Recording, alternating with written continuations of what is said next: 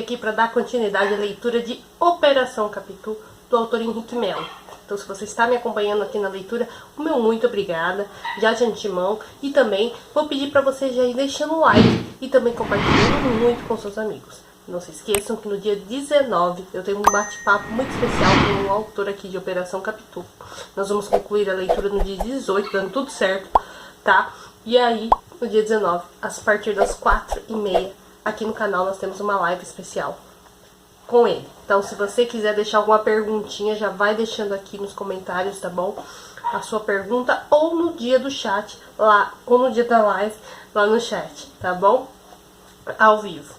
Vou pedir também que você se inscreva no canal se ainda não for inscrito. Ative as notificações, que isso é muito importante, porque assim o YouTube te avisa sempre que tiver vídeo novo, tá bom? Outra coisa muito importante é que aqui na descrição do vídeo eu sempre deixo os links pra você, né, me seguir nas minhas redes sociais, o link pra você entrar lá no Wattpad e conseguir acompanhar a leitura pelo Wattpad, tá bom?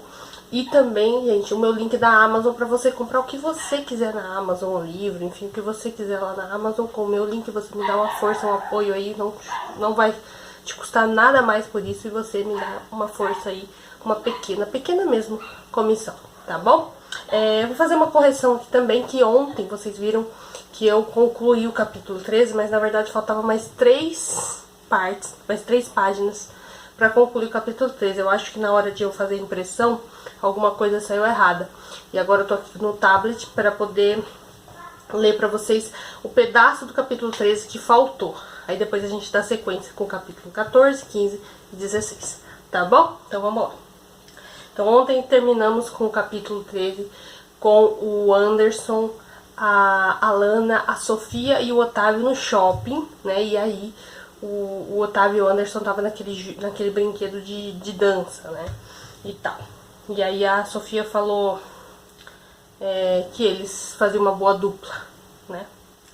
Olhei para a tela, para Anderson, e percebi que tudo aquele tinha sido mais um dos meus delírios. Eu já estou começando a me perder entre a realidade e a ilusão. Isso não é saudável. Concordo, mas vamos comer que eu já estou ficando com fome. Anderson saltou da máquina e foi até a Lana. E os dois trocaram um selinho e aquilo me atingiu como um soco no estômago. Você não perguntou para ela quem era? Questionei. Minha voz ecoou pelos azulejos do banheiro. Vontade não faltou, mano. Só que eu não tive coragem. Por isso você continua sendo essencial nisso tudo. Cruzei os braços e meneei a cabeça negativamente. Não sei não, Anderson. Poxa, Otávio, esse tempo todo eu tô segurando a onda do Nicholas. E olha que o bicho tá brabo depois da suspensão, manja. E você só me enrolou e não me trouxe nada de importante de Alana. Eu que tive que descobrir sozinho. Tá na hora de você fazer a sua parte, concorda? Eu abaixei a cabeça, um pouco rendido ao confronto. Tá bom, concordei. Eu vou descobrir quem é LF. Agora é questão de honra. Esse é o Otávio Gremlins que eu conheço. O grandão fez menção a deixar a cabine até que se voltou. Tem mais uma coisa, mano. Vi que você e o Gucci estão trocando ideia por causa do grupo de teatro. Só te peço pra ficar esperto com ele. O cara é perigoso. Meu filho, você tá se metendo demais na minha vida. Eu convivi com o Gucci e sei que ele não presta. O filho da mãe estragou uma grande amizade minha por puro ego, manja? Então fica ligeiro. Do que o Anderson estava falando? O grandão se virou para sair, mas eu lhe segurei pela camiseta, interrompendo essa saída. Ele não ia lançar aquela bomba e fugir. Foi quando o barulho das vozes dos meninos do futsal entrando no banheiro fez com que trocássemos um olhar de desespero. O assunto na mesa era o gosto peculiar de Alana para filmes. Sim, porque ninguém de nós 4 tinha uma predileção tão erudita para cinema como ela.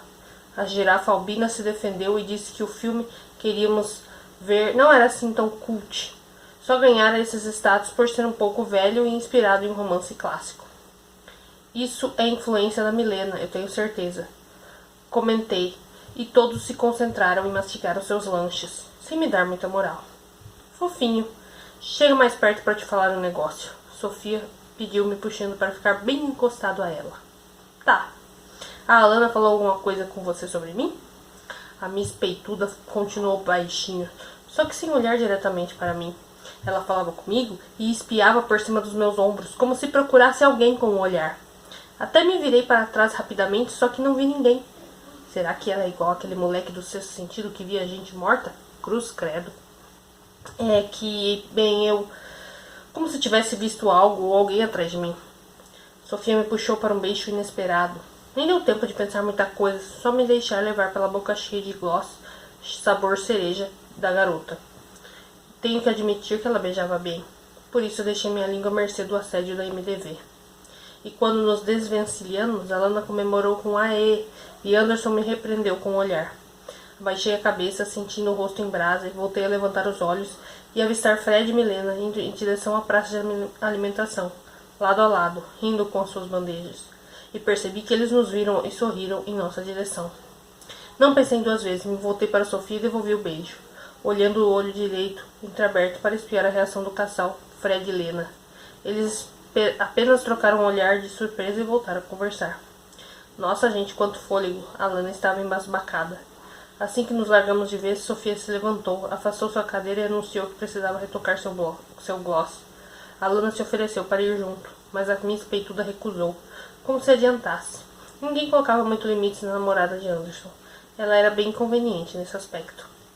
Assim que as duas deram as costas, Anderson apontou sua artilharia para mim. Mano, o que você tá fazendo? Não acho isso certo. O que foi, meu filho?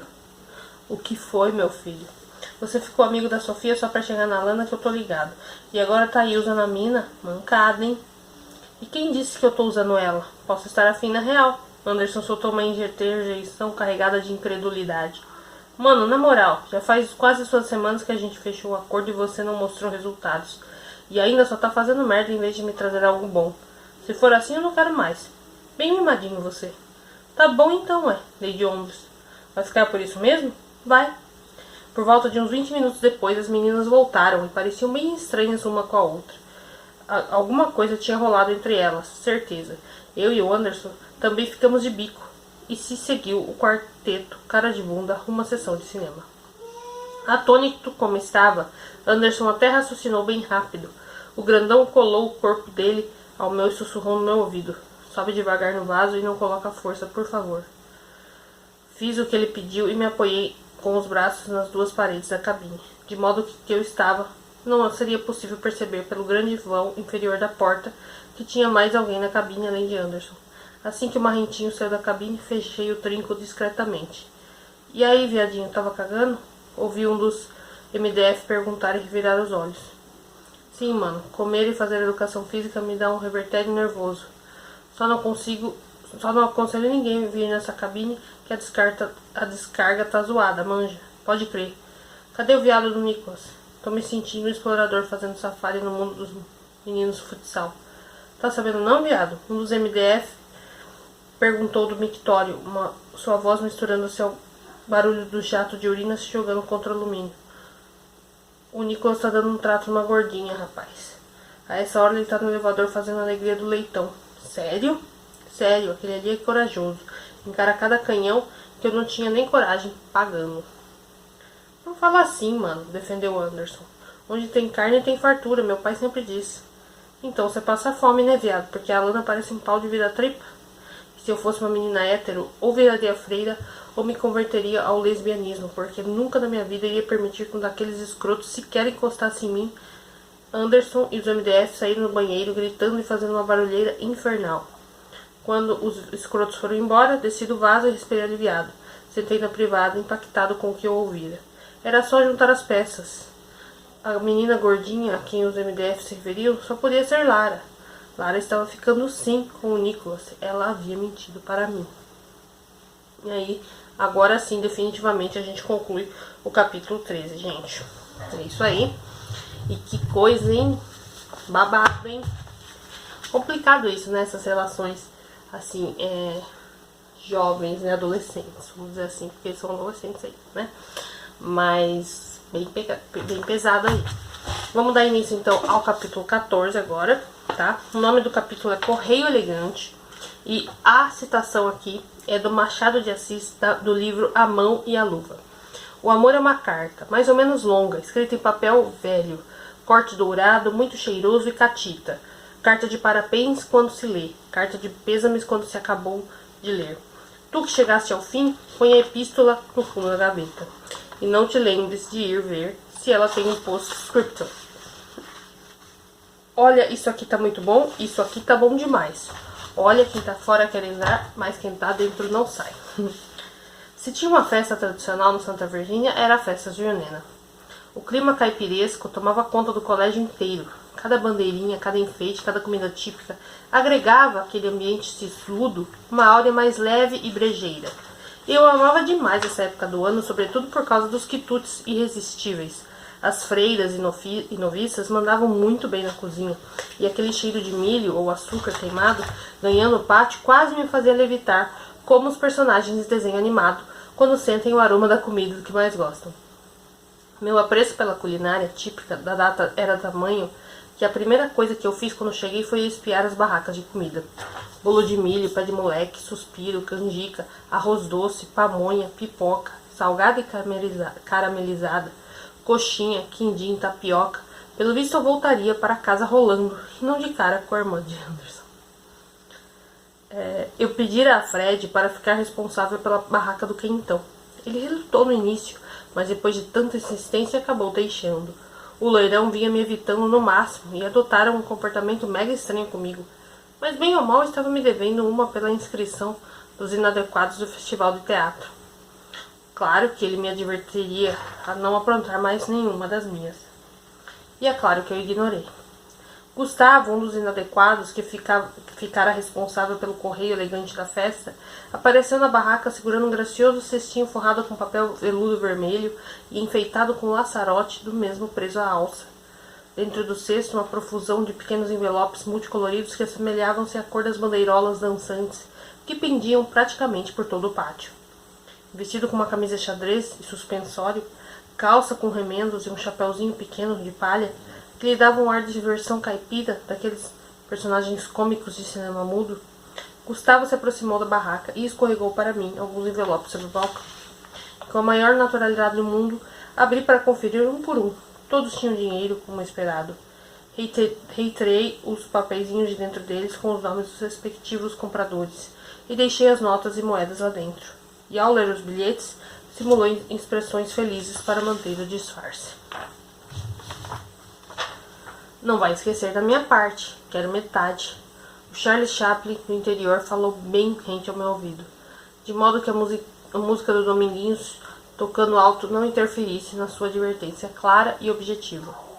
E tem como esquecer? Você fica repetindo isso como se fosse um bordão de personagem de humor daqueles programas sem graça?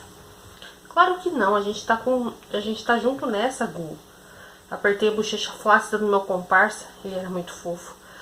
Você tá se expondo tanto quanto eu e leva metade da grana. Aliás, quem é que tá comprando? Gustavo apontou com a cabeça para a barraca das fichas, cuja fila tinha um número considerável de gente, e dentre eles, alguns que viriam fazer uma visitinha especial à minha barraca pouco depois. Fred e Marcos, um dos inadequados, vendiam os tickets para os outros alunos. Fred estava indo de caipira, fiquei alguns segundos a contemplá-lo, até que Gustavo me perguntou se eu queria um batedor, e saiu rindo. Um babador, e saiu rindo. Imbecil. A bênção, seu padre. Débora, a MDD com vozes de chipetes de Alvin e os esquilos, me entregou a sua ficha para retirar o quentão, atirando-me uma piscatela marota por debaixo do chapéu de palha rendado de rosas nas bordas. Ela era uma das compradoras. Ajeitei minha patina de padre de quadrilha e me abaixei para preparar o quentão divino da MDV da roça.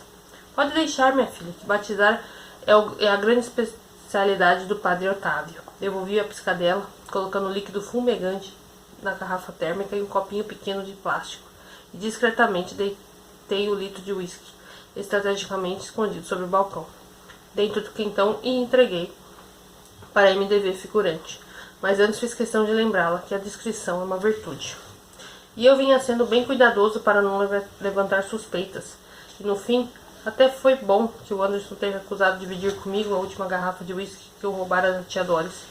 Desse modo, eu pude investir naquele discreto sistema de batizado. E toda vez que algum aluno vinha me pedir a bênção, eu entendia o recado e, pluque, pingava um golinho de uísque no quentão do jovem caipira.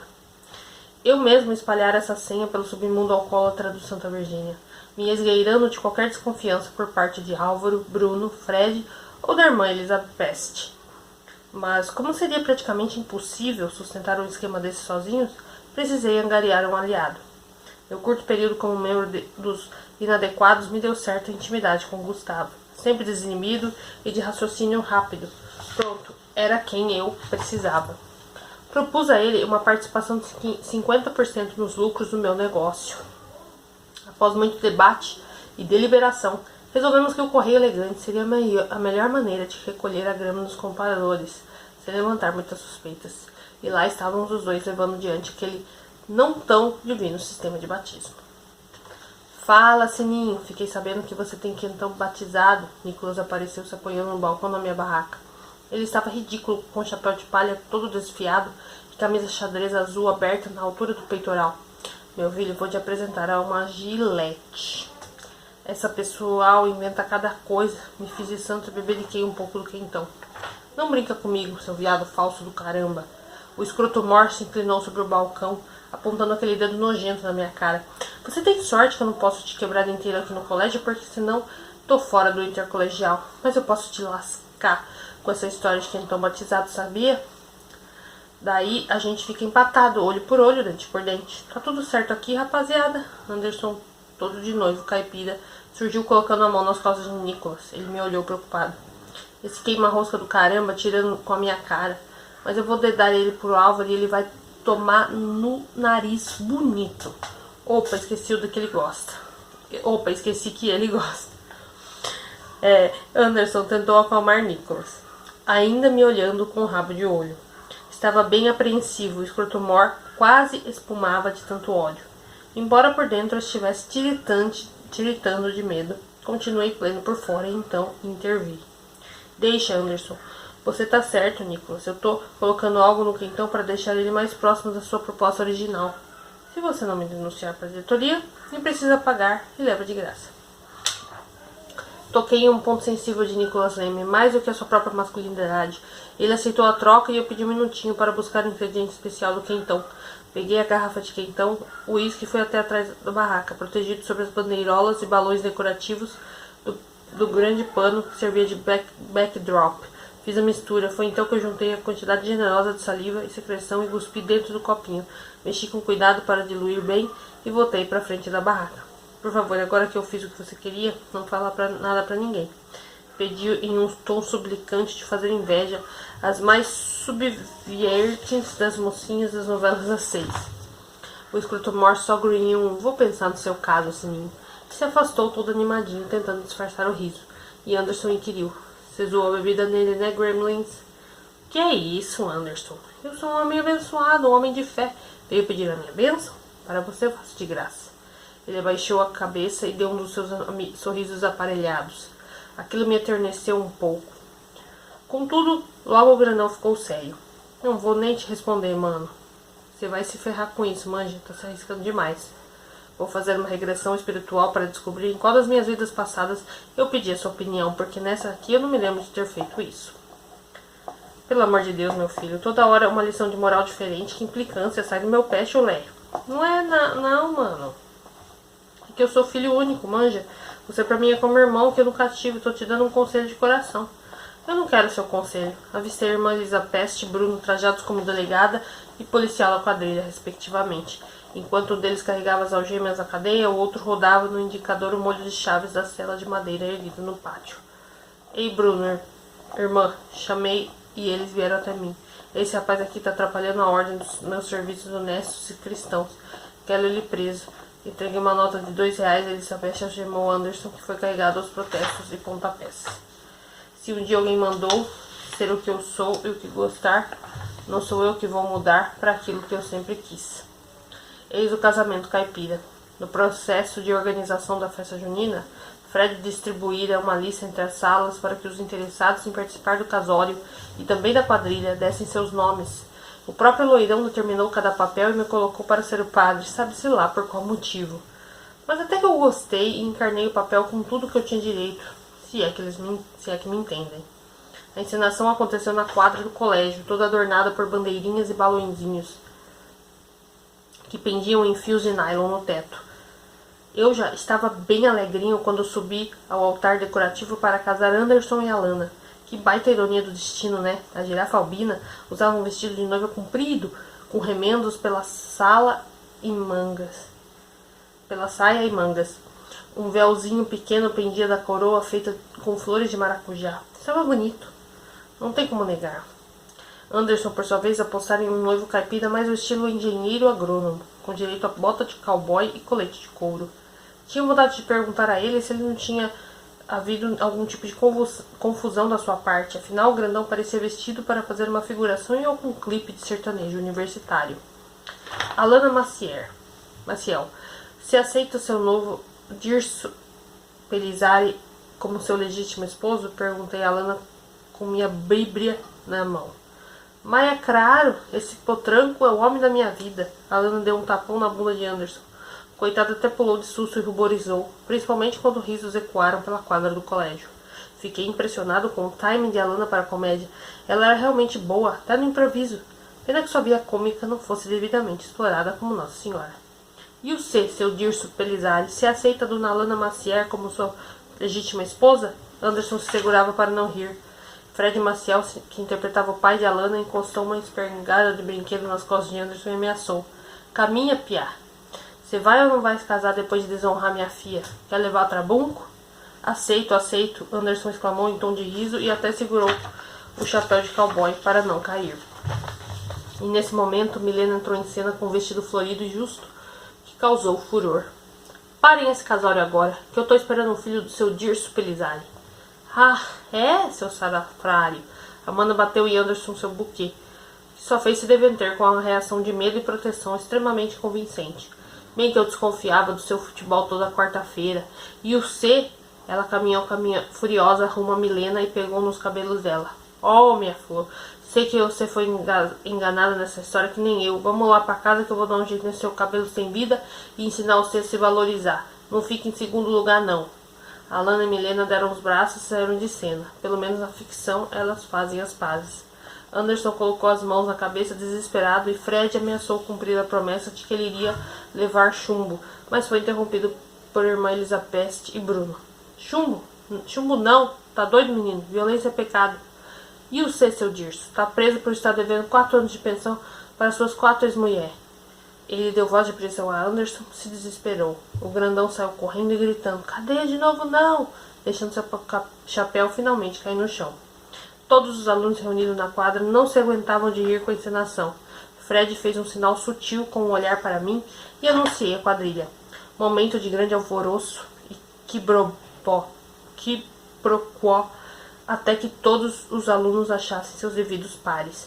E eu já estava com o microfone nas mãos quando fui abordado por uma Sofia em pleno estado de euforia.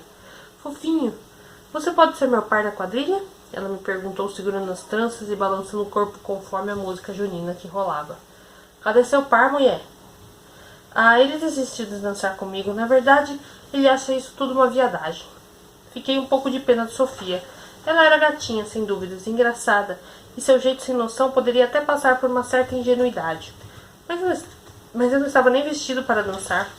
Além de ter sido incumbido de puxar a quadrilha, argumentei com a minha espeituda, que ficou claramente chateada por não poder fazer parte da quadrilha. Vai lá dançar com ela e deixa que eu puxe a quadrilha. A professora Clarice se intrometeu na conversa em uma das suas aparições repentinas. Como é que essa mulher estava aqui o tempo todo ouvindo a nossa prosa e a gente não percebeu? Mas eu nem tenho chapéu, tentei sair pela tangente. Totalmente em vão, porque Clarice pegou um chapéu abandonado por ali e colocou na minha cabeça. Agora tem, bradou triunfante. Sem alternativas, entreguei a prancheta com todos os passos da quadrilha para Clarice, que assumira o meu posto de orador. Entusiasmada, Sofia me enlaçou pelo braço e entramos na grandiosa fileira da quadrilha. E mesmo sendo apaixonado por esse tipo de festa, confesso que a parte da quadrilha nunca me interessava muito. E foi por isso que tentei ao máximo esconder a minha expressão de desagrado, para não chatear a Sofia. Ela tinha sido rejeitada pelo cara que gostava, mais do que de mim pelo visto. Merecia ter uma certa alegria na vida. Terminados os testes de microfone, a vozinha embolada da professora Clarice puxou a quadrilha e todos pegamos o caminho da roça. Sofia olhou para mim e sorriu, com uma empolgação de criança no parque, e retribuiu até que nos separamos. As damas cumprimentavam os cavaleiros, abaixando e balançando as saias de chita. Os cavaleiros cumprimentavam as damas ao passo que me ajoelhei e ofereci o chapéu para Sofia. mais um sorriso alegre da Miss Peituda. Como alguém poderia machucar uma menina tão fofa como ela? Os pares voltaram a se encontrar e a professora Clarice anunciou a chuva, e eu corri para proteger Sofia com meu chapéu. Quando ela disse já passou, logo uma nova ameaça. Olha a cobra! E as meninas gritaram e os meninos pisaram no chão para matar o réptil. Mas era mentira.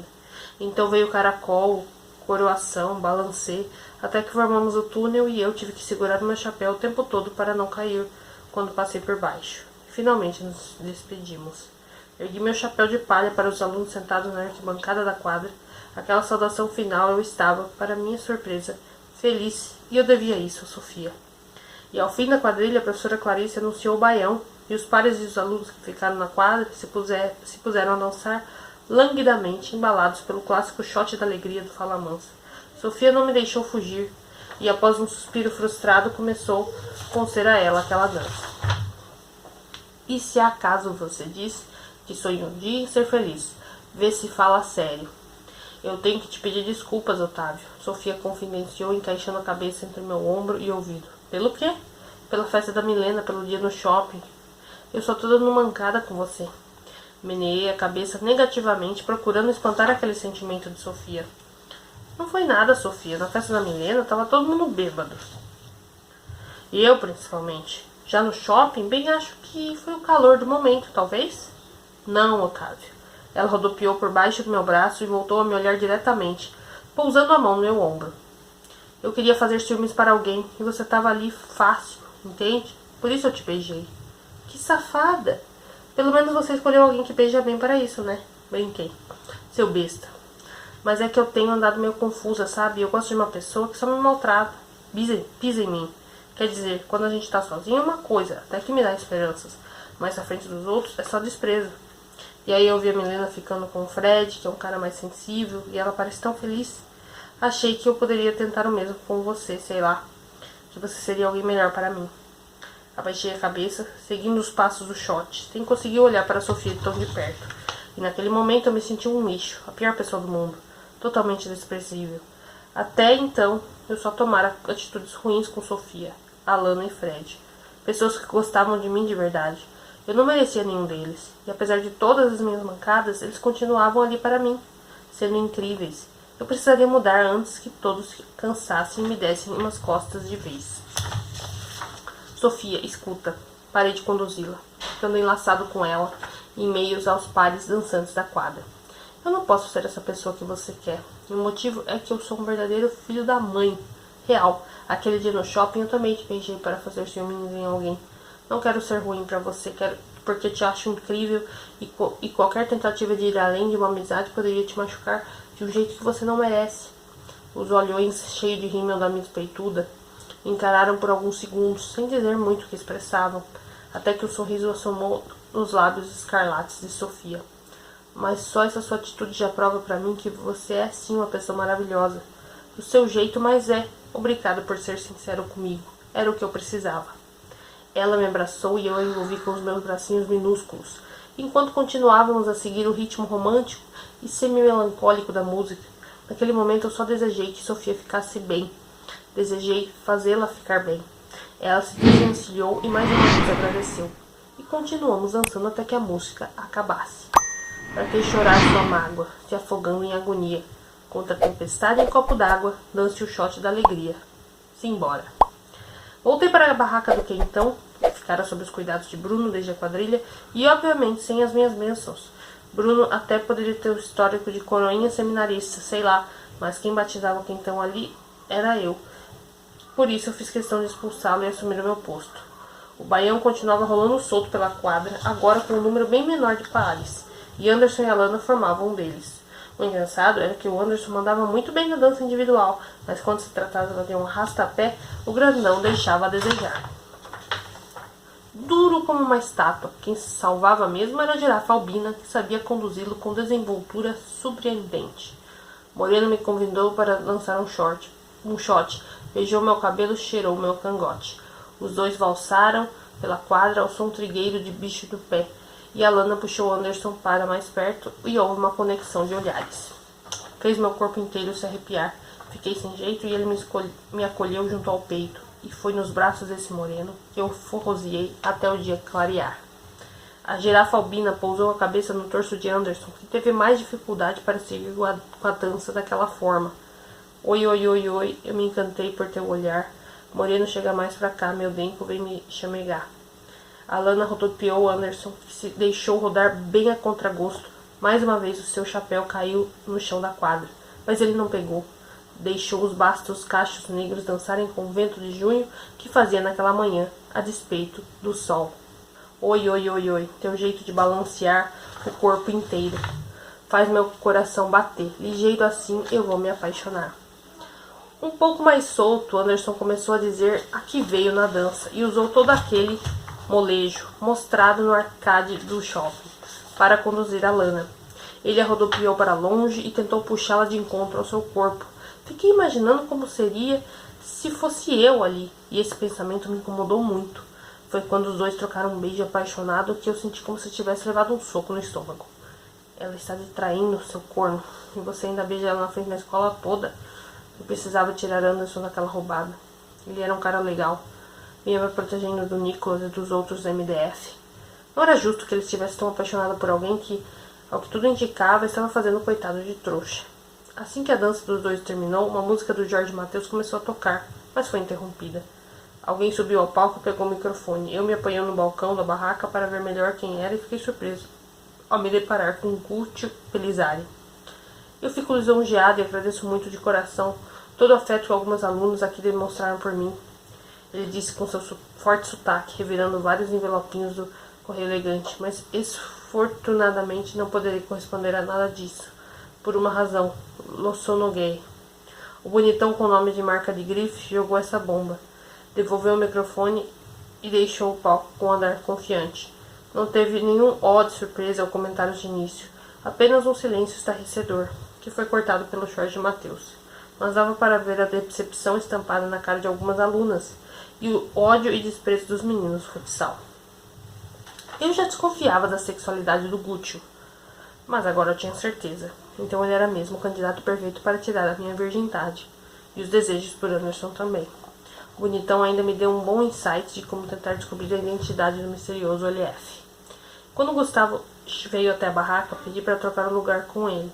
O Charlie Chaplin do Ceará não entendeu razão, mas dei uma explicação vaga sobre querer me certificar se ele estava mesmo me entregando parte do dinheiro e sair. Tive que parar algumas vezes para recolher bilhetes, até que consegui ir até o banheiro e me tranquei em uma das cabines. Comecei a vasculhar os bilhetes, um por um. Trabalho árduo, mas se eu estivesse certo, valeria a pena. Muita coisa boba, declaração entre amigas, especialmente entre as meninas do vôlei. Gente que assinava como admirador secreto, cantadas baratas, frases feitas. Até que algo me chamou a atenção. Um bilhete simples, em letra de forma, dizia: podemos conversar? Se sim, te vejo no elevador. Fim da festa. LF. E era um bilhete interessado a Alana. Mas como assim o amante de Alana era tão ousado e burro a ponto de enviar um bilhete para ela na festa? As fuças do Anderson? E ainda se encontrariam no elevador? Não era possível que a girafa albina estivesse fazendo isso com o grandão. Guardei o bilhete comigo. Alan não iria encontrar o LF, mas eu sim. Além do mais, quem sabe aquela caligrafia, bem ou mal, não me serviria como instrumento para chegar no dito cujo. E apressadamente devolvi todos os bilhetes aos envelopes e voltei à festa. Passei o resto da manhã dando bênçãos na barraca do quentão. Quando a festa já estava bem no finzinho, percebi que era o momento certo para descobrir a identidade do tal LF. E por mais que o medo tentasse me impedir, segui até a ala oeste do colégio, desativada desde o início das obras do elevador, e caminhei cuidadosamente entre os amontoados de areia e cimento e andames por ali. Eu me esgueirei para dentro de onde fora aberto o fosso do elevador e fiquei ali, com o coração pulando, à espera do amante de Alana aparecer. Um frio me subiu pela espinha quando passos ecoaram pelo corredor. Alguém pisava sobre os materiais jogados ali, produzindo um barulho ameaçador que veio crescendo conforme a sombra misteriosa se aproximava do fosso. Então ele virou. Guccio? Perguntei sem entender nada. Era impossível que ele fosse o LF, não era? Surpreso em me ver, meu caro? Achei que quisesse me encontrar aqui. Ele balançou um bilhetinho com a mão no rosto, um sorriso provocante. Peguei o bilhete, uma letra horrorosa, mais feia do que a minha, convidava Guccio para o encontro no elevador, em meu nome. Não fui eu que escrevi isso. Tentei protestar, mas antes que eu tivesse qualquer outra reação, Gucci me prensou contra a parede de sem reboco do elevador e me beijou. Até lutei para me livrar daqueles braços musculosos, receoso de aquilo fosse uma emboscada armada pelos meninos futsal, mas o beijo estava tão gostoso que eu desisti. E resisti. Aquele rapaz Pio Bello, a própria personificação da Gucci, passou com a língua por minha boca de uma forma que ninguém nunca fizera, e senti a sua ereção quente contra a minha barriga e fiquei animado também. Sigo vivendo você. Vivo para poder te ter. Meu ar, tô precisando respirar. Mas sem você, eu não consigo. Um clássico meloso do Jorge Mateus vinha da quadra quando ele se afastou. Seu rosto estava corado e eu precisei puxar o ar algumas vezes, em busca de fôlego. Então essa era a intensidade tão falada dos italianos? Pelo menos algum proveito eu tenho que tirar dessas tradições estranhas que vocês têm aqui no Brasil. Gucci murmurou, resfoleando um pouco e voltando a me beijar. O bonitão mordeu meu lábio inferior e me sugou com força, arrancando um gemido satisfeito de mim. Ele roçou os lábios finos para meu rosto e foi descendo pelo pescoço, dando beijinhos que me faziam mergulhar em suspiros intensos, enquanto ele me puxava para ficar colado ao seu corpo.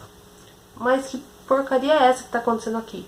Como um trovão que ecoava ao longe para acabar com o prazer de uma tarde de sol na praia, a voz grave de Anderson ecoou por todo o corredor inabitado.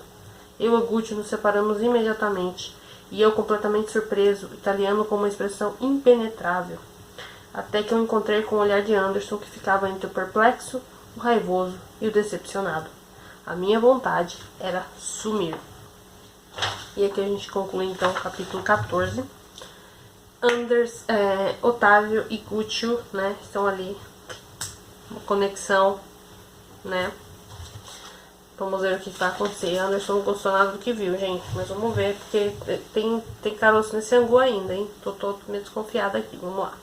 Capítulo 15, se chama O Mulato, e é narrado pelo Anderson Pelizari. E aí a gente tem a citação do Aloysio Azevedo, O Mulato.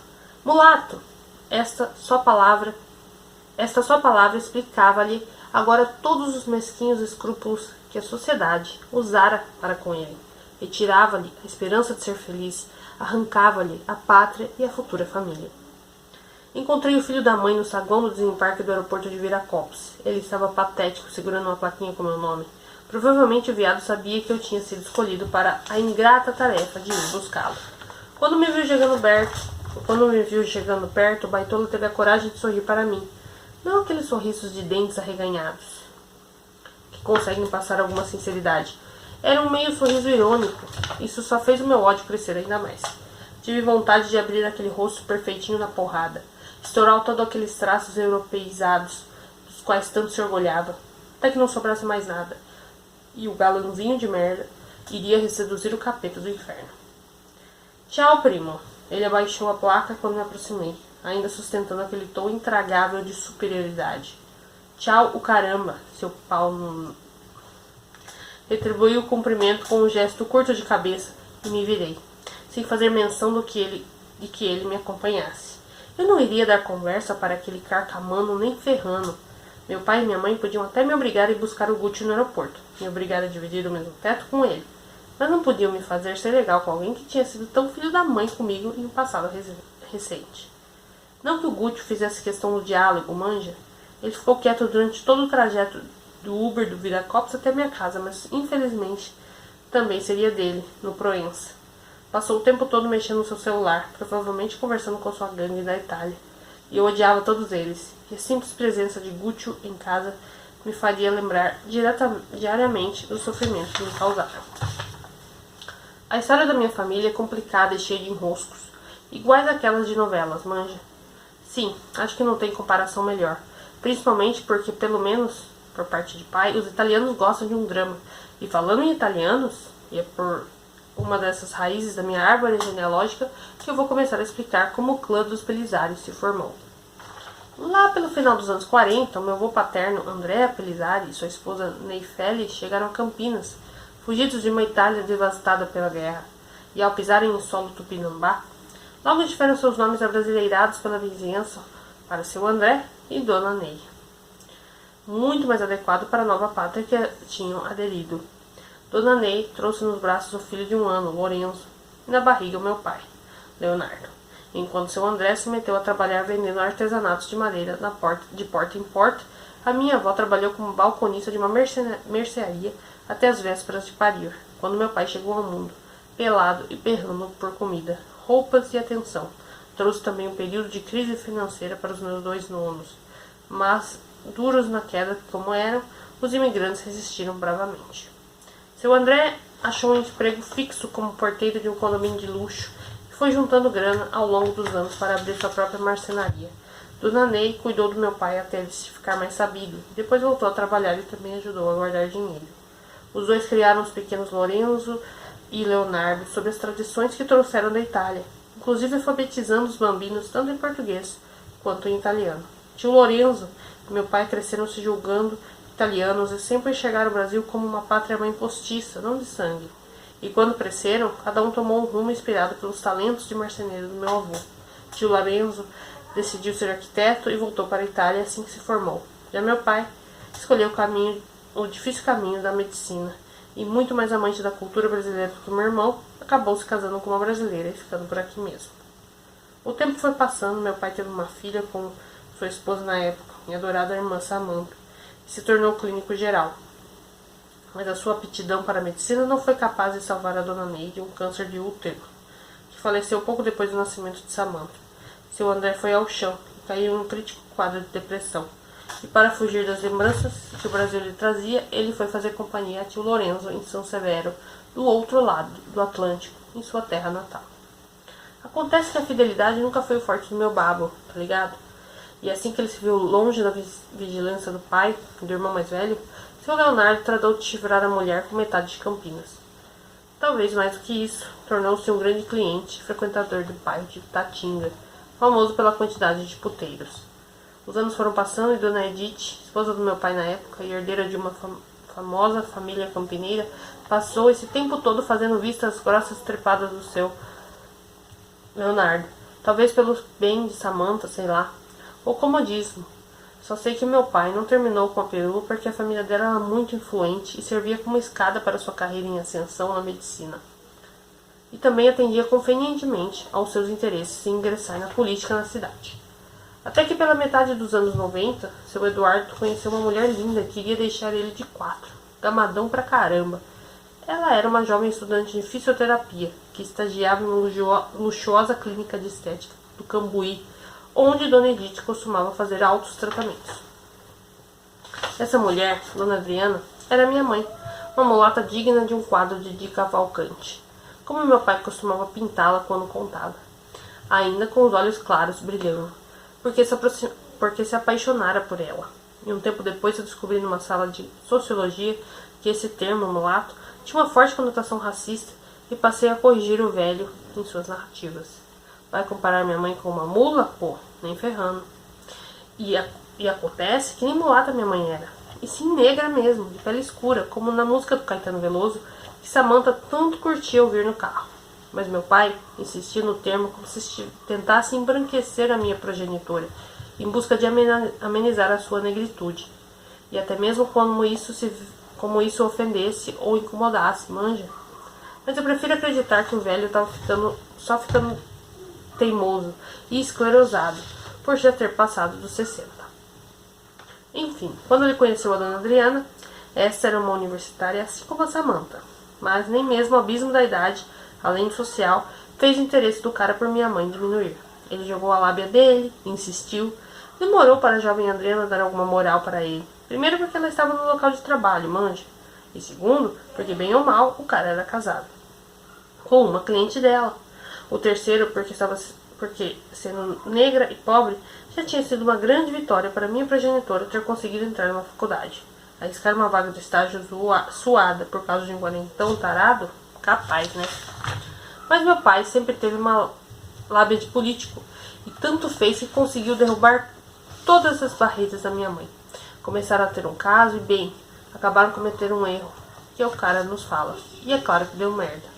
Quando mijou no bagulho e viu que estava grávida, minha mãe pensou só em uma coisa. Esse filho da mãe italiano não vai assumir a criança, vai pagar para eu tirar ou até mesmo me matar. E apavorada, ela pediu demissão da clínica e fez de tudo para esconder a gravidez. Ela queria me proteger de qualquer ação que meu pai pudesse fazer para acabar com a minha vida. E quando meus avós maternos, seu Ivanildo e Dona Gislaine, pobres e conservadores evangélicos de um bairro periférico da cidade, descobriram a gestação clandestina da minha mãe, fizeram que seu Deus misericordioso sempre ordena os seus mandamentos. Expulsaram ela de casa. A coitada achou abrigo no apartamento de uma amiga e ficou instalada ali até me ter. E foi por meio dos registros do parto do hospital que meu pai chegou até ela. Foi lindo, coisa de novela. O cara foi buscar minha mãe e levou ela e a criança, que no caso era eu, até o pomposo Royal Palm Plaza, hotel de luxo da cidade. Então meu velho contou para minha mãe que estava para se separar de Edith e assim que a poeira baixasse assumiria minha paternidade. Parece bom demais, né? Mas o velho cumpriu sua palavra. Se separou da perua e dentro de alguns meses me registrou como filho. Minha mãe relutou um pouco diante da ideia de se unir a ele em matrimônio, mas de novo, a lábia de seu Leonardo a fez ceder. E foi assim que vivemos felizes para sempre. Só que não, né? Lembra que eu falei da história da minha família? Parece coisa de novela, manja? E toda novela tem que ter uma vilã. E nesse caso, a pirulona mãe da Samantha surtou quando soube da minha existência e do caso extraconjugal do meu pai com a minha mãe. Pelo que o velho conta, ela sempre foi meio desregulada das ideias, mas a traição e meu nascimento foram um estopim para que a broaca ficasse pancada de vez. E gente desequilibrada conhece limite, rapaziada. Nem lascando, né? Parece que os ex-sogros do meu pai internaram a doida varrida várias vezes em inúmeras clínicas de reabilitação para ela se recuperar do trauma. Eu tinha uns quatro em cada uma das ocasiões que a Edith ganhou alta, fingindo para todo mundo estar completamente lúcida e recuperada. E os trouxas acreditaram e colocaram o peruano de volta na sociedade. Não deu outra, a Edith foi me buscar na escolinha, fingindo que era minha babá, e me sequestrou. O susto foi grande, mas a polícia conseguiu conter a socialite sociopata.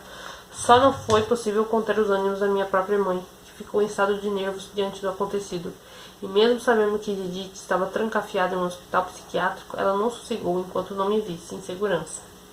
E qual foi a solução que eles encontraram? Depois de muita conversa, acharam melhor me mandar para passar um tempo na casa do tio Lourenço, na Itália, até que a poeira baixasse.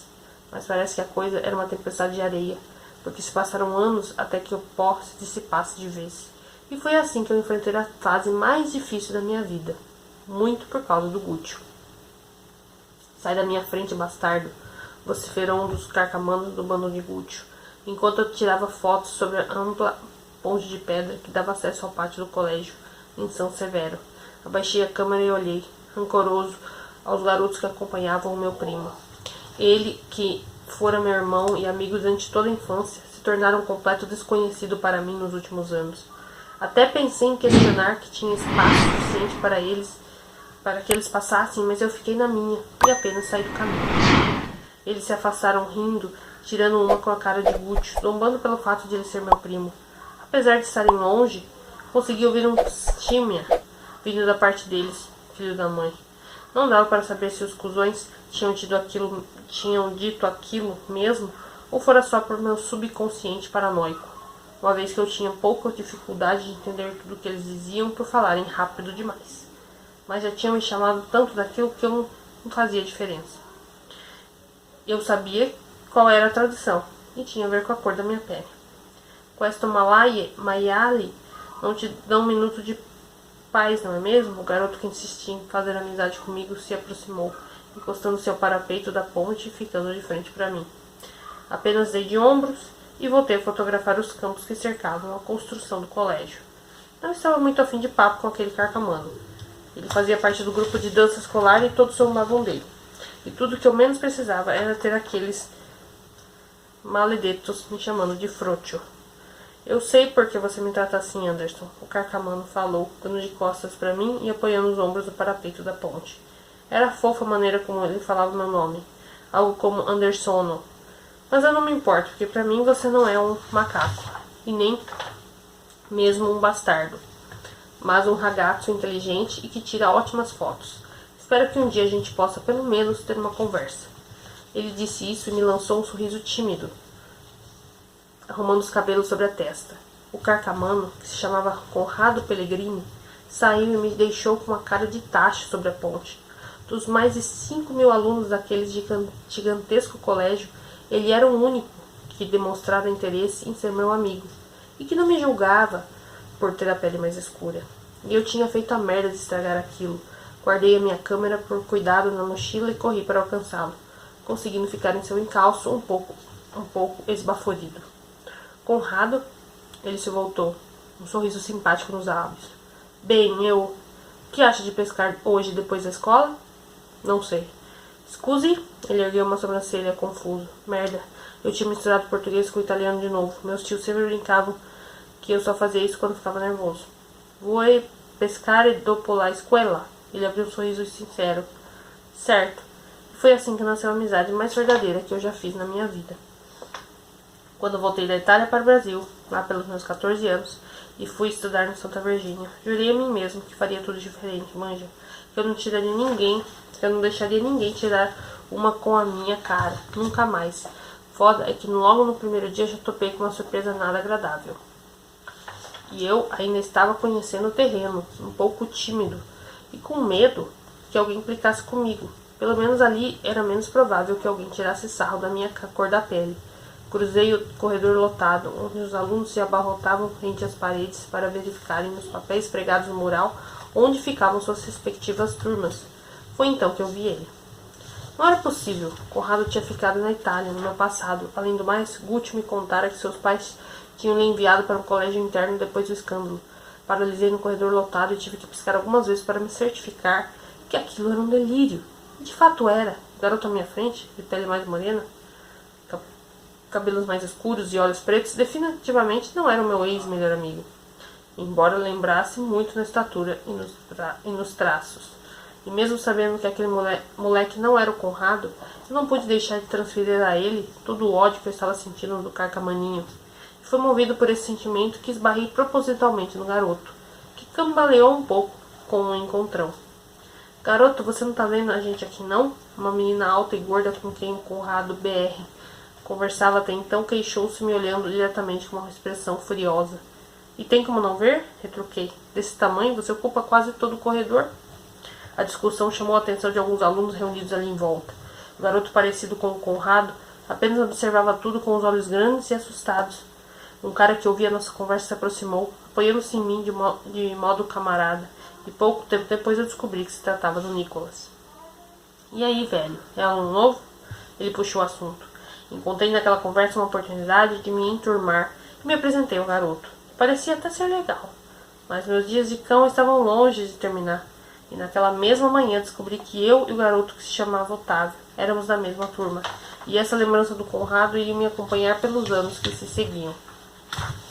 Só que eu estava enganado a respeito de Otávio. E mesmo sendo muito parecido com o Conrado, eles tinham personalidades completamente opostas. Enquanto Conrado costumava ser doce e gentil na maior parte do tempo, Otávio era uma peste, do tipo que não leva desaforo para casa de jeito nenhum. Eu nem sabia como podia caber tanto ódio em tão pouco tamanho.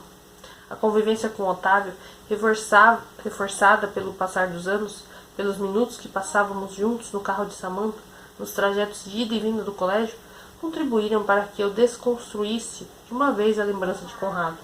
E eu até já considerava o Tampinha um parça, manja, e tudo ia bem até o filho da mãe do Gucci reaparecer. Sai, Domênico.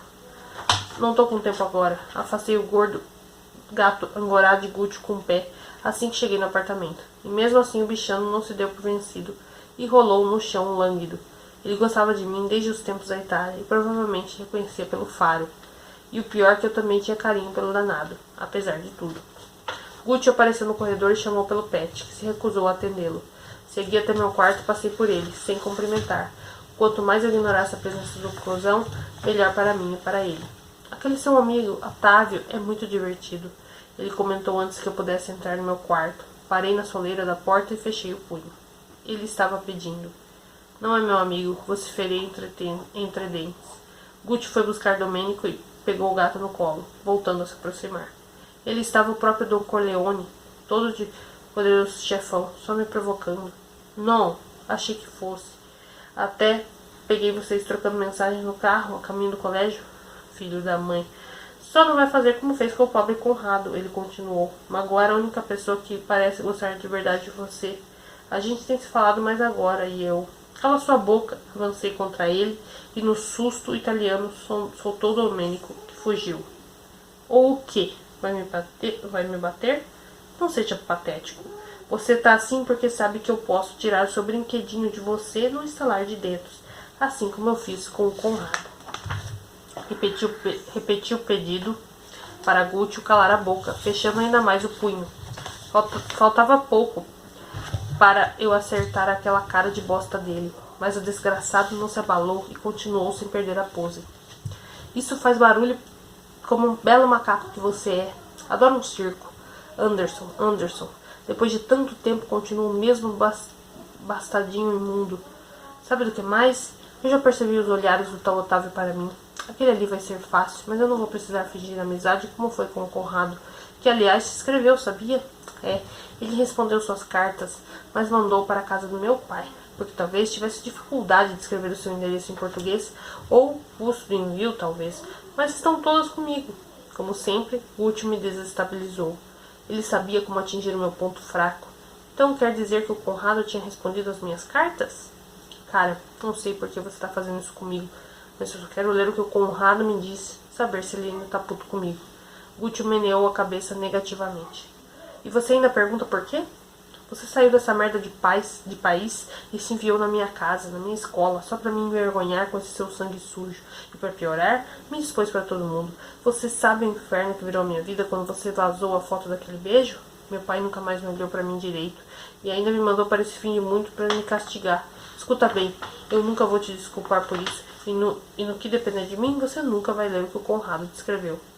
Gúcio bateu a porta do quarto de hóspedes e se trancou lá dentro, ignorando conscientemente as minhas batidas para que ele abrisse e a gente pudesse conversar.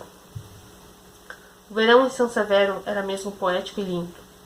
Não sei nem como definir, manja, mas parecia aquelas coisas de descanso de tela do computador, quando uma paisagem bonita e ensolarada fica emoldurada como um quadro no monitor. E semelhante ao clima, eu também me sentia feliz, aquecido, sei lá. Acho que pela primeira vez eu poderia me referir àquele lugar fantástico como um lugar, mesmo em meio a tantas saudades dos meus pais, que me visitavam regularmente, é verdade. Eu estava começando a me familiarizar finalmente com a casa dos meus tios, com o colégio, até mesmo com o desprezo do Gúcio. Acho que era Conrado quem inspirava aquele sentimento bom em mim. Fora a amizade verdadeira dele, a responsável por essa transformação. Com o Carcamano, eu tinha aprendido o valor de ser um bom amigo, a pescar melhor, a cozinhar e até dançar com desenvoltura. E por mais que a gente se desentendesse às vezes, ainda assim era uma companhia que valia a pena. Eu tinha aproveitado aquela tarde de sol para dar uma volta pela cidade e tirar algumas fotos das belezas naturais e arquitetônicas em volta. E Conrado me mandara uma mensagem dizendo que estava na casa dos meus tios e pedi que ele me esperasse, pois em poucos minutos eu chegaria. Peguei a minha bike e voltei pedalando. E quando cheguei, fui recepcionado por Domênico na porta da casa. Ele sempre me reconhecia pelo cheiro e vinha me dar as boas-vindas. Me abaixei para recepcionar o bichano, que se aninhou das minhas pernas, ronronando, e depois correu na direção dos quartos. Pensei em chamar para o Conrado, mas não imaginei que ele estivesse me esperando no quarto. E no corredor, Domênico parou em frente ao quarto de Gúcio e miou, cheio de manha. Quando passei por ele, o bichano empurrou a porta com as patas gordas e a madeira cedeu levemente, sem emitir ruído. Sentado sobre a cama, Gúcio e Conrado estavam mergulhados em um beijo lânguido e intenso. Fiquei em choque. Minha única reação foi pegar a câmera semiprofissional da bolsa e tirar uma foto, cujo barulho do flash pareceu tirar os dois beijoqueiros do transe. E milagrosamente o clarão do flash me transportou de volta ao presente. A festa junina do Santa Virgínia, mais precisamente. Olhei para as minhas mãos e lá estava o bilhete enviado por Gúcio, via correio elegante, pedindo para que eu o encontrasse no elevador. Na hora, eu não entendi, mas no fundo do meu peito restavam esperanças de que o Carcamano fosse me entregar as cartas de Conrado. Porque ele escolhera justo o ponto de pegação do colégio? Não sei, mas de Gúcio a gente pode esperar tudo. Fui até o elevador no horário combinado, tomando o máximo de cuidado para não ser visto. Eu não queria nem imaginar o falatório de que daria ser visto no elevador, com um primo italiano que acabara de assumir a sua homossexualidade em frente ao colégio inteiro. Então, conforme eu me aproximava, notei duas sombras entrelaçadas, projetadas na parede oposta do corredor. Apertei o passo, incerto na cabeça um misto de medo e ansiedade. Quando finalmente cheguei ao poço da obra do elevador e me deparei com a visão mais dantesca que eu poderia ver. A sensação era de soco no estômago, déjà vu total, e minha única certeza era: eu não queria ver Otávio na minha frente. Nunca mais. E aqui a gente conclui o capítulo 15, então, gente. Que loucura isso, hein, gente? Que loucura, hein? Capítulo 16, então, se chama Um Moço Loiro, narrado por Fred Maciel. Agora a gente tem aqui um capítulo inteirinho narrado pelo Fred. E aqui a citação é do Joaquim Manuel de Macedo, O Moço Loiro. Era um elegante mancebo vestido todo de preto, com uma bela gravata branca primorosamente atada com um rico alfinete de esmeralda ao peito. Era um jovem interessante de olhos ardentes e cabelos loiros. Era ele. Isso que você me contou é muito pesado, Fred. Milena me deu as costas e foi até a janela pela qual espiou brevemente a festa que rolava lá embaixo. Estava agitada, provavelmente por conta do vexame que Otávio dera poucos minutos antes na sala de sua casa, bem no dia em que ela escolhera para comemorar o seu aniversário. Que ideia mais descabida ter ido incomodá-la com aquilo em um momento tão fora de hora. Fiquei alguns minutos contemplando a Milena pelas costas, apenas ouvindo a sua arfante respiração. Como será que seria dali para frente? Agora que eu lhe contara, bem, não tinha como prever. Eu só sei que desejava mais que tudo tê-la ao meu lado depois da confissão. Não importava para mim se ela era o meu astro-rei daquele universo, e eu simplesmente uma estrela que parecia queimar a anos-luz de distância. Eu me sentia teimoso como Ícaro, que se atrevera a chegar tão perto do sol a ponto de derreter as próprias asas. Mesmo sem se sentir à altura da garota mais popular da escola, eu queria permanecer em sua órbita. O meu medo era cair de tão alto a ponto de não poder me recuperar. Desculpa ter te incomodado com isto justo agora. Tentei me aproximar, procurando impedir que o nosso elo se desfizesse depois daquela conversa. Milena se voltou para mim, num ímpeto. Ela estava realmente exuberante, como uma só rainha do baile poderia ser. E embora eu me fizesse do seu príncipe, me sentia um súdito, um plebeu. Isso não me incomodou, Chuchu. Ela tomou minhas mãos entre as suas, num aperto cálido. Avaliou as palmas, contemplativa. Eu só estou um pouco surpresa, quer dizer, sei lá, preocupada com você. Isso é sério, muito sério. Hoje é o dia das preocupações. Primeiro Otávio, agora você. Eu sei, eu também estou bastante preocupado com o Otávio. Desculpa por ter te chamado para conversar justo agora que ele parecia tão mal. Foi sem noção da minha parte, eu coloquei os meus problemas na frente de alguém que precisava muito mais que você. Milena franziu o senho, contrariada. Chega de pedir desculpa, hein? Já deu. Você não precisa ficar o tempo todo agindo como se estivesse incomodando, porque você é incrível. Muito diferente de todos os meninos que já conheci. Quando você está atuando em cima do palco, você se transforma, sabe? Foi por isso que quando eu te vi ensaiando, deixa pra lá. Vamos descer? Vamos. Milena se esgueirou na direção da porta, determinada em cortar o assunto. Ou ela só estava mesmo preocupada com o Otávio e queria voltar o quanto antes à sala? Aquela aflição de tê-la machucado me impelia a abraçá-la e pedir desculpas de novo, mas eu sabia que isso iria irritá-la. Já com a mão na maçaneta, ela parou e retirou a faixa de rainha do baile, com impecável destreza. Ai, tá me incomodando isso aqui, clamou. Estava para sair, quando se voltou mais uma vez e com os olhos castanhos bem dentro dos meus declarou. Essa conversa acabou, mas não terminou, viu, Chuchu? Hoje a ocasião não ajuda, mas a gente vai sentar com calma e conversar. E no que eu puder fazer, eu vou te ajudar. E então Milena me surpreendeu com um breve selinho. Mais um estalo, eu diria. Não tive tempo de precisar qual a ordem da miscelânea de sentimentos que se propagava em mim, que ia dar um nó na garganta ao poder contar com a cumplicidade daquela menina magnífica, a surpresa por seu comportamento. Deixamos o quarto e a festa parecia mais quieta. o burburinho centralizado na sala no andar inferior, estava tímido ou quase inexistente. Apenas o som estridente da música ainda sustentava o seu poder. E antes que tivéssemos tempo de descer, fomos interpelados pelos pais de Alana. Eu nunca tinha visto nenhum dos dois antes, mas era impossível dizer que eles não evocaram aquele ar de gente muito rica e importante. O que os dois estavam fazendo trancados aí dentro? O pai perguntou incisivo. Engoli seco, sentindo a espinha gelar. O Fred não estava se sentindo bem. Ele é o filho daquele escritor famoso, Florentino Maciel. Imagina o escândalo se o herdeiro de alguém tão importante passa mal aqui, na casa do Sampaio. A Milena explicou com naturalidade. O pai e a mãe Sampaio trocaram um breve olhar complacente. Então deram seguimento à inquisição. Então, pelo visto, essa é a festa dos que passam mal, porque lá embaixo 2 amigos seus foram levados desmaiados para casa. 2? Eu e Milena perguntamos em uníssono.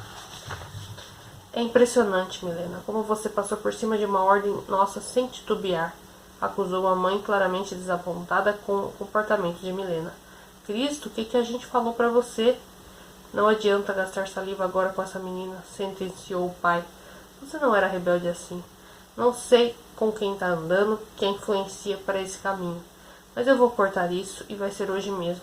Está de castigo. Pode esquecer viagem para Orlando, iPhone novo e essa festa aqui vai ser a última, tá ok? E tenho dito. O casal de ricaços se afastou, provavelmente a fim de se recolher. O pai amparando a mãe, que demonstrava profundo pesar pelo comportamento libertino da filha. Nossa, seus pais são rígidos mesmo. Comentei o óbvio, assim que eles sumiram na curva do corredor. Nem esquenta com isso, com eles eu me entendo depois. Agora eu quero saber que história é essa de 2 convidados terem desmaiado aqui. Descemos para o térreo e aparentemente os prováveis desmaios citados pelos pais da anfitriã compunham o grande assunto do momento. Milena se aproximou do grupinho dos meninos do time de futsal, que pareciam se divertir bastante com o vídeo que assistiam pelo celular de Nicholas. Eles nos olharam quando chegamos perto e não fizemos questão de esconder o total escárnio em relação ao fato de eu estar acompanhando de Milena de maneira que achavam que eu estava. Milena interpelou os convidados e Nicholas foi o responsável por lhe dar todas as boas novas sobre o acontecido. Ela ficou consternada quando descobriu que Otávio havia desmaiado poucos minutos depois de termos subido para nossa fatídica conversa. E mais ainda ao saber que Letícia também passara mal e foram levá-la embora às pressas pelo namorado. Meu Deus, gente. Então minha mãe estava certa, essa noite dos desmaiados, Milena exclamou, demonstrando incredulidade frente aos fatos.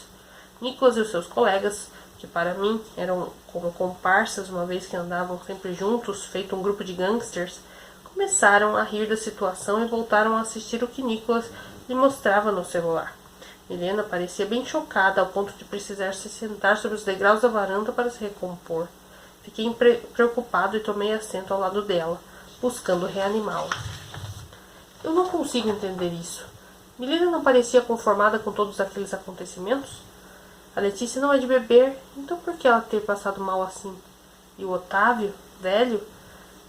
Ele é o cara mais resistente para a bebida que eu conheço. Umedeci os lábios e expus o que estava me deixando intrigado. Nada disso consegue ser mais estranho do que a Lana ajudar o Otávio, e ainda mais fazer o Anderson levar o menino para casa dele. O Anderson. Eu conheci um pouco o Anderson na época em que eu era amiga da Lana e posso te falar que ele é mais boa daquela corda ali. Milena apontou o grupo de Nicholas com a cabeça. Nossa, para o Anderson ser o mais de boa entre aqueles meninos, o grupo devia estar mesmo insuportável, porque ninguém me irritava tanto igual o Pelizari, ainda mais com aquela mania de falar manja toda hora. Eu não manjo nada. E por que você e minha irmã se afastaram? Tentei tocar naquela ferida sem ser inconveniente ou intrometido, e Milena não respondeu de imediato e sustentou um silêncio de quase 1 minuto. Eu já estava quase verbalizando o meu tradicional pedido de desculpas quando ela rompeu o hiatus. Olha, as meninas do vôlei são aquele típico estereótipo de garota má. Elas se acham superiores, gostam de humilhar, pisar nos outros. E teve uma época que eu achava que isso me definia. Até que eu pensei, hello, garota, se toca. E foi então que eu decidi me afastar de todas elas. Mas a Alana tá mudada agora. Ela deixou de ser aquela patricinha deslumbrada. Você acredita mesmo nisso, Chuchu? Porque até eu posso ler um livro da Simone de Beauvoir e sair falando que sou feminista e legalzona. Outra coisa é que eu tenho aqui dentro a essência. Isso não muda de um dia pra noite, não. Caí em uma breve introspecção, tentando decupar as palavras de Milena. Será que aquela mudança de Alana era pura fachada? Mas olha, posso estar errada. Quem convive 24 horas debaixo do mesmo teto com ela é você. Então, nesse ponto da conversa, fomos interrompidos por Lara, que desceu a escada em passos pesados até ficar frente a frente com a gente. Sumiu, gata. Não sei se foi impressão, mas notei um certo deboche na voz de Milena. Deve estar sabendo de todo o bafão que rolou. Lara parecia inquieta e esbaforida demais. Ela deu uma explicação super elaborada sobre ter encontrado uma menina no primeiro ano passando mal no banheiro no andar térreo e ter levado ela de Uber para a casa dela e depois retornado à festa. Milena contraiu as pálpebras sutilmente, semicerrando o olhar da maneira que dava a entender que não estava de todo convencida com aquela história, do que ela desconfiava. Ela vem, sempre tem, esse mar no olhar, e vai ver, tem de ser, nunca tem que amar. Hoje sim, diz que sim, já cansei de esperar. Nem parei nem dormi, só pensando em lidar. Era início dos anos 90, quando o jovem Florentino Maciel, caipira da cidade de Itu, conheceu a esguia e esplêndida garota de Ipanema sobre a pedra do Arpoador, no Rio de Janeiro. Tímido como era, jamais imaginou que a beldade poderia lhe dar alguma condição, mas a jovem Lana Martins sorriu para ele enquanto tirava uma mecha dourada de cabelo da face. Soprada pelo vento, salindo emitido pelo mar, e foi sobre os raios do pôr do sol que o sutil flerte deu razão à futura família Maciel. Uma das amigas, a loira alta, veio pedir a magrela e sem graça que cometeram o absurdo de errar o dress code e ir de camisa e bermuda para a praia, o número do rapaz. Ele passou mais por educação do que por interesse, pois seu foco era mesmo a sereia dourada do grupo. A surpresa foi quando, alguns dias depois, ele recebeu a ligação da jovem musa do verão, que talvez inspirada pelos preceitos do hit Express Yourself da época, e convidando para um suco e uma conversa. Na lanchonete do Baixo Leblon, o time do Florentino, que fora ao Rio de Janeiro para estudar história na federal da cidade, ouvira com atenção a história difícil da jovem Lana, e desde as partes engraçadas de quanto ela participou de um concurso para ser Paquita da Xuxa e não ganhara, até sobre o difícil relacionamento com o pai autoritário. No fim daquele dia, ele se atrevera a lhe beijar a bochecha, enquanto o rapaz de violão lhe cantava no local, entoava os versos de Tom Jobim sobre querer a vida sempre assim, com você perto de mim. E foi planejando para fazer acontecer ou simplesmente refinando aquela amizade que Tino e Lana flertaram, namoraram e se casaram. A cerimônia foi na casa dos pais deles, em um condomínio de luxo em Itu, e foi nesse momento que Lana, no caso minha mãe, se certificara de que fizera a escolha certa ao se casar com Tino. E foi por ser verdadeiramente obcecado por minha mãe que meu pai se desdobrara em 1000 partes para atender todas as suas vontades, inclusive quando manifestou o desejo de ter filhos. Lana bateu o pé que só o faria se ele contratasse uma barriga de aluguel, pois a gestação poderia mudar sua aparência definitivamente. E relutante, Tino fora atrás do procedimento, caríssimo para a época, mas conseguira a muito custo, literalmente, conceber 2 filhos lindos com os óvulos da esposa e de seu espermatozoide. Em uma tacada só, nascemos eu e a Alana, os bebês de proveta, como nossos avós paternos costumavam nos chamar, com certo desdém. A Lana fora batizada dessa forma porque a minha mãe, em um ataque de egocentrismo, achara legal fazer essa homenagem a si mesma apenas com a inclusão de um artigo definido, e eu tive o azar de me chamar Alfredo, nome horroroso que eu detesto, para homenagear o avô do meu pai. Poxa, bem que ele nomeara o cachorro assim, sei lá, mas em vez do filho. Mas logo de Alfredo eu virei Fred, muito por causa da minha mãe. Mas de todo mundo, quem mais implicava com meu nome era a Lana. Na infância, ela tinha o hábito de me chamar de Alfredinho, sempre fazendo gestos afetados com a mão para acentuar a conotação que aquele diminutivo sugeria. Quando crescemos, a alcunha evoluiu para Alfredivo, muito mais elaborado, criativo e cruel.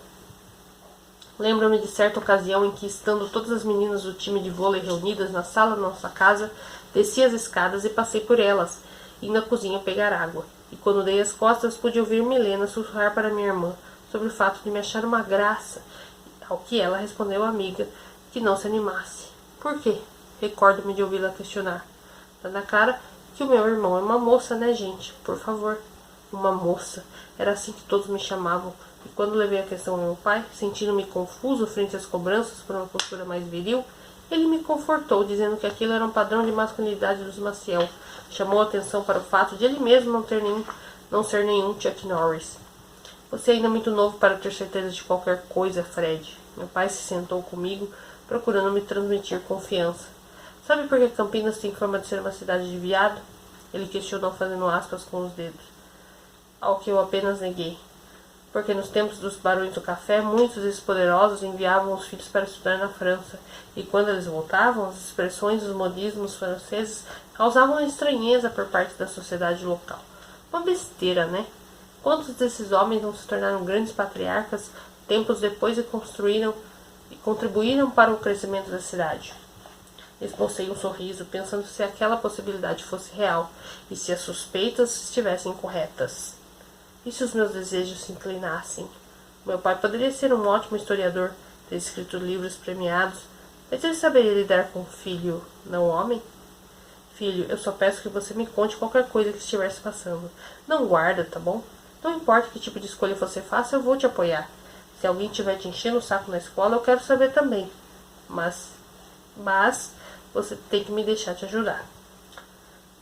Não atendi às súplicas do meu pai e encontrei uma maneira radical de calar aqueles questionamentos, dúvidas e desejos. O afastamento de Alana foi natural depois disso.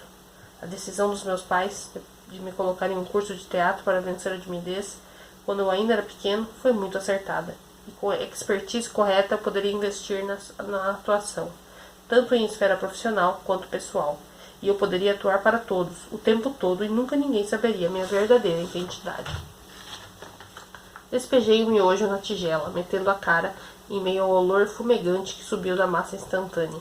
Peguei uns sachês de ketchup na geladeira e joguei uma quantidade generosa em cima, abrindo uma fantaúva logo em seguida. Aquele tss da lata abrindo era prazeroso demais, sinfonia para os meus ouvidos.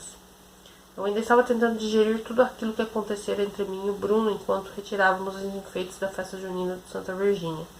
Eu não estava acreditando que havia permitido alguém penetrar na minha redoma.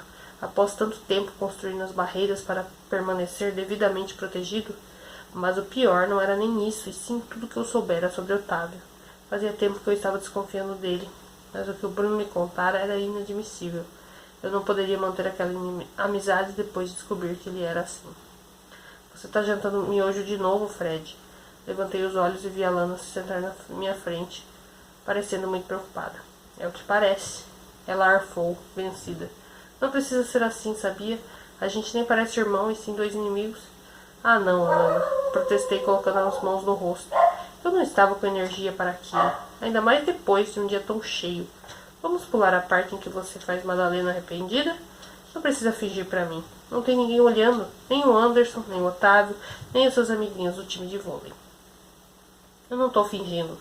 Eu vejo você comendo mal, com olheiras enormes, usando essas roupas pesadas até no calor. Eu tô preocupada com você, caramba. E você não me dá abertura. Levantei para despejar o restante do miojo no lixo. O apetite tinha se esvaído depois daquele diálogo. Coloquei a tigela sobre o jato de água e volvi com amargor. Depois que o pai foi embora, você ficou assim, toda preocupada com tudo e com todos. Se fala é por remorso. Você tem medo de virar uma versão da nossa mãe? É isso? Alana não me respondeu. Parecia mensurar as palavras que eu lhe lançara. Terminei de lavar a tigela e depositei no corredor para secar. Então, sem encarar minha querida irmã gêmea, peguei o copo de refrigerante e subi para o meu quarto. Pus o copo com cuidado ao lado do notebook. Quando percebi, então, a faquinha que eu mantinha ali oculta, peguei-a. Encarei o serrilhado, observando aquele objeto banhado pela luz azulada que tinha da tela a interromper o escuro ambiente. tentador. Suspirei e a devolvi de volta onde pegara. Abri o Xvideos e digitalizei interracial na barra de pesquisa. Rolei a tela e até que encontrei algo que me interessasse. Deslizei a mão para dentro da calça, quando ouvi a Lana batendo na porta do meu quarto e me chamando. Fred, Fred. Ela nunca me chama assim e agora fica me agradando. Quer alguma coisa? Certeza? Quer alguma coisa, certeza. Fechei o notebook e levantei irritado, tentando disfarçar a ereção que se anunciara. Que foi? Perguntei, colocando metade do rosto para fora. Ela pediu para entrar e insistiu até conseguir. A Lana era assim. Sem que eu pedisse, minha irmã meteu a mão no interruptor e iluminou meu quarto, indo direto na direção da estante de bonecos. Ela sabia que ali era um santuário e que eu detestava que colocassem a mão, mas mesmo assim ficou observando os meus souvenirs com aquele ar petulante e encherido. Você tem razão, Alana disse, encarando um Funko Pop do Gremlin na versão fofa que eu comprara pelo AliExpress e pelo que tinha ciúmes extremo. Se Alana encostasse um só dedo nele, iria voar pela varanda do meu quarto. Eu tô te vendo sempre deprimido para baixo e eu me sinto responsável por tudo que eu já te fiz. Eu fui tão escrota com você, Fred, que no seu lugar eu não me desculparia. E eu não sei se agora eu quero me reparar só para tirar esse peso da consciência. Que altruísta da sua parte, irmãzinha. Mas eu tô me sentindo um lixo desde que eu percebi o quanto eu pisei na bola com você. Ela se virou para mim e só então percebi o que ela segurava. Paralisei chocado. Não sei o que fazer para te mostrar que eu te amo. Apesar de toda a minha filha da putagem do passado. Então ela se aproximou, incerta, e ergueu a boneca de porcelana antiga que ganhara nossa avó. Lembra da Flora? Encarei os cachos ruivos da boneca de porcelana que cascateavam pelo chapeuzinho rendado. Aquele brinquedo era uma relíquia que passara de geração em geração, até chegar às mãos da minha irmã gêmea. Olhar para ela me lembrava da pequena Lana me pegando no flagra enquanto brincava com Flora escondido e correndo a me denunciar para os nossos pais. Ô mãe, o Alfredo tá brincando com minha boneca de novo. É sua. A Lana se virou e aconchegou Flora ao lado do volume de Isaú Jacó do Machado de Assis que eu colocara na estante para me lembrar de terminar de ler. Eu nunca gostei muito dela, para dizer a verdade. Só queria te provocar. Acho que é meio uma forma de mostrar que agora eu quero me desculpar com você. O nó na minha garganta era tão grande que não me permitiu que nenhuma palavra se libertasse. Um desconforto reinou no quarto e a Lana viu, então, uma oportunidade para me deixar sozinho. Ela estava passando por mim, mas eu interrompi seu percurso. A mistura de medo e vergonha em seus olhos azuis era latente. Puxei minha irmã para um abraço e uma torrente de lágrimas se descarregou. A Lana me segurou pelos ombros, que sacolejavam, e tentou me acalmar. Eu te amo, seu bestão. Me desculpa por ter sido uma bruxa esse tempo todo. E sua voz suara e embargada também. Passei na biblioteca para devolver o volume de O Ateneu, do escritor Raul Pompeia, que eu emprestara para fazer a prova de realismo naquele bimestre. Dei baixa com a irmã bibliotecária e fui até a prateleira depositar o volume de onde eu pegara. Encarei a capa com a ilustração de dois meninos, os internos do Colégio Ateneu da História, encarando-se frente a frente de uma forma sugestiva. E lembrei instantaneamente do que acontecera no dia anterior com Bruno. Ora, nós dois não poderíamos ser, em vida, o que Sérgio e Bento eram nas páginas daquele grotesco romance. Devolvi a obra à estante, exasperado, e contemplei os livros enfileirados. O Ateneu era o último da sessão de realismo, e Moço Loiro e a Moreninha, ambos de Joaquim Manuel de Macedo, davam início à série do romantismo. Esses títulos remetiam a mim e a Milena juntos, uma fantasia idílica, tal qual o que o romantismo evocava, idealista. Era isso, o ideal que eu queria para minha vida, não aquela realidade dura do livro do Sr. Pompeia. Avistei Otávio e Gúcio conversando em uma das mesas da biblioteca, para além das prateleiras e próximas janelas. Não sabia que eles eram amigos, e fiquei ali, espiando por entre os livros, até que o italiano finalmente retirou e Otávio ficou sentado sozinho, olhando para fora com uma expressão difícil de ser decifrada. Era minha oportunidade. Eu estava resolvido a falar com Otávio e, sendo aquele o último dia de aula antes das férias de junho, eu não deixaria passar. Puxei uma cadeira e me sentei ao seu lado, murmurando em tom inquiridor. Eu não sei se é você que merece um Oscar pela sua atuação todo esse tempo, ou se sou eu que mereço um Oscar pelo meu papel de trouxa. O quê? Então atirei a Otávio tudo que o Bruno me contara sobre enquanto desmontávamos a decoração da festa junina no dia anterior. Conforme eu falava, aquele que eu considerava um grande amigo e até admirava por ter tamanha personalidade foi se afundando na cadeira. Eu sabia que você é difícil de lidar, que é temperamental, mas nunca mesmo achei que pudesse ser falso comigo. E aquelas palavras pareciam ter afetado Otávio seriamente. Ele colocou as mãos no rosto, tentando disfarçar as lágrimas, sem sucesso. Eu sei que você tá com raiva de mim. Ele tentou se defender.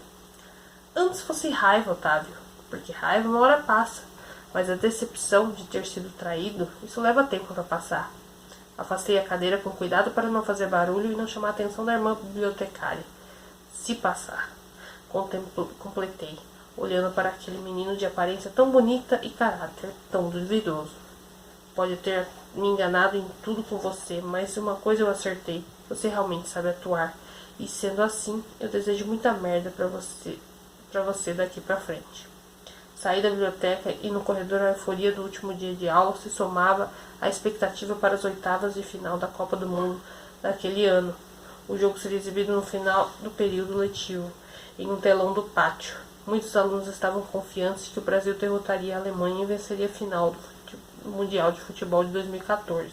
E quando percebi que o Bruno atravessava o corredor a distribuir bandeirinhas, voltei de supetão para dentro da biblioteca. Eu preciso saber se o Otávio me falou a verdade mesmo. A voz dele ecoava em minha mente, levando-me de volta à coxia do auditório do Santa Virgínia, onde guardamos toda a tranqueira da festa junina e estávamos nos trocando para ir embora. Porque assim eu posso te ajudar e prometo que não chamo seus pais aqui para a gente conversar. Hesitei entre confiar nele ou permanecer escondendo as minhas cicatrizes. Se eu tirasse a camisa xadrez na frente dele, as provas daquele autoatentado ficariam expostas.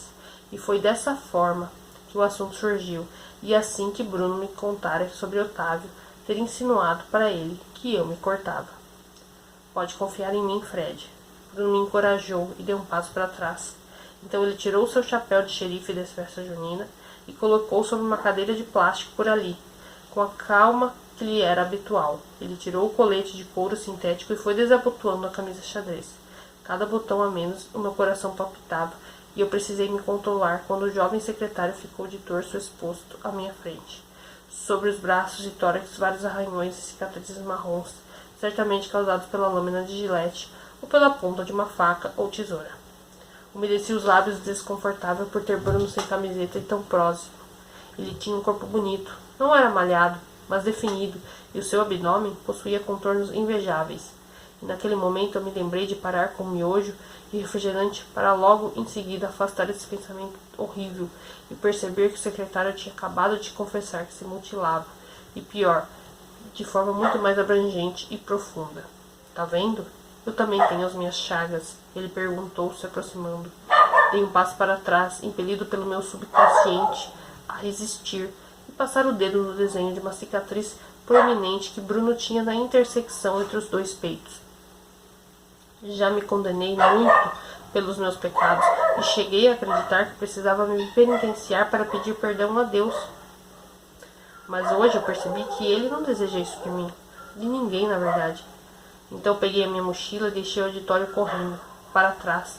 Bruno me chamou sem sucesso. Eu tinha medo dele, medo de sua história tão parecida com a minha. Recostei-me à parede da biblioteca, sucumbindo ao peso daquela lembrança.